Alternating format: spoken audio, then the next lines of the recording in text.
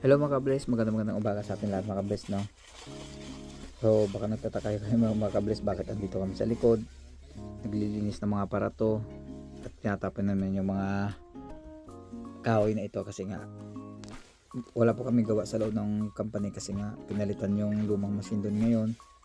So kanina andun ako sa loob nagpuputol ng bakal, so wala na tayong ginagawa doon kaya pumunta ako dito. Inutusan po kami magtapon ng mga basura. So kanina nag-ayos din kami ng budiga, kaya puro linis na sa araw na ito mga kabless, no?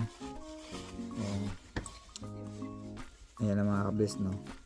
Pero kung isipin mga kabless, mas nakakapagod to kasi nga mas maganda pa magtrabaho dun sa loob ng company kahit ang galos nibi dito mga kabless, no?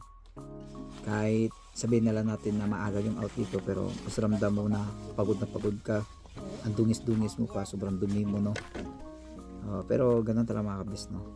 Kasama sa amo ng buhay to, pag wala talaga gawa, naglilinis talaga kami dito sa labas, no? Kasi malamang siguro to lalagyan talaga ng bakal to mga kabless, no?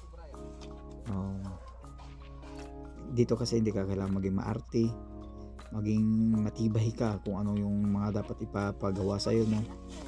So dapat masaya ka na kung anong ginagawa mo dito, no? Kaya ano po, relate po to na lahat ng mga taga Korea, no? Kasi nga siyempre hindi naman lahat siguro danas na halos nila nito pag mahina yung kapatid na maglilinis talaga mga kabless, no? Yan na mga kabless, panoorin nyo na lang.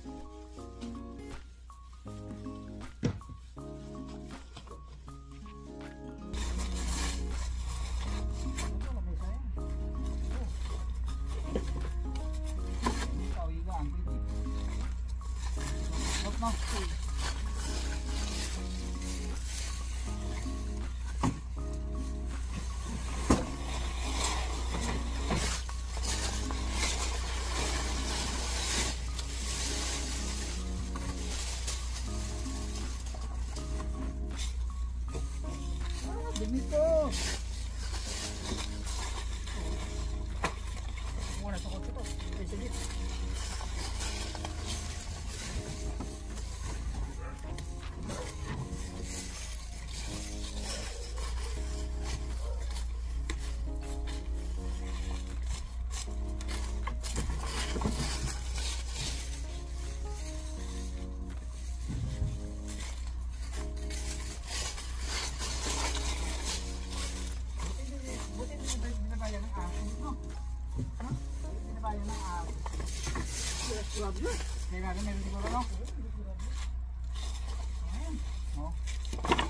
Hindi na magkakagat, nakapantalo lang tayo eh.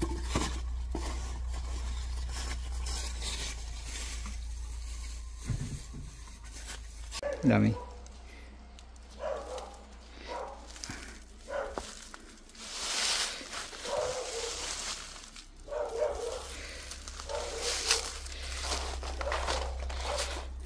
So hanggang dito na mga kabless, na ingat po lagi kayo, bye bye po, God bless, thank you so much sa pag watching sa video ko, God bless.